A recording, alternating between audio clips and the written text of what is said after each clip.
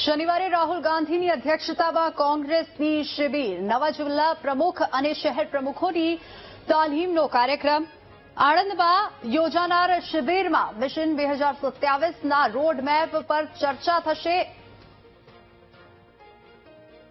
26, 27 અને 28 3 દિવસ આ જિલ્લા કોંગ્રેસ સમિતિના પ્રમુખોની તાલીમ શિબિર થશે અને ખાસ કરીને અમારા સૌના માટે ગૌરવની બાબત છે કે અમે વિપક્ષના નેતા અને આખા દેશના લોકોની જે આશા છે એ ન્યાય યોદ્ધા રાહુલ ગાંધીજીને અમે આ શિબિરમાં માર્ગદર્શન આપવા માટે વિનંતી કરી હતી અને એમણે વિનંતીનો સ્વીકાર કરી અને 26 તારીખે સવારે 10 વાગે રાહુલ ગાંધીજી વડોદરા એરપોર્ટ પર આગમન કરશે અને ત્યાંથી આણંદ જિલ્લામાં નિજાનંદ રિસોર્ટ ખાતે જે 3 દિવસની તાલીમ શિબિર થવા જઈ રહી છે.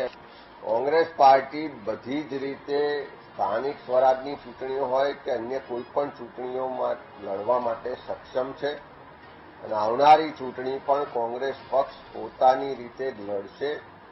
લોકસભાની ચૂંટણીમાં ઇન્ડિયા ગઠબંધન હતું, પણ જે રીતે કદાચ જેલમાંથી જામીન મેળવવાની રાજનીતિ હોય કે બીજા કોઈ કારણોસર હોય અને હરિયાણાની ચૂંટણીથી જે પરિસ્થિતિનું નિર્માણ થયું છે ત્યાર પછી ગુજરાતમાં સ્થાનિક સ્વરાજની ચૂંટણીઓમાં હાલ પૂરતું ગઠબંધનની કોઈ વાત છે નહીં.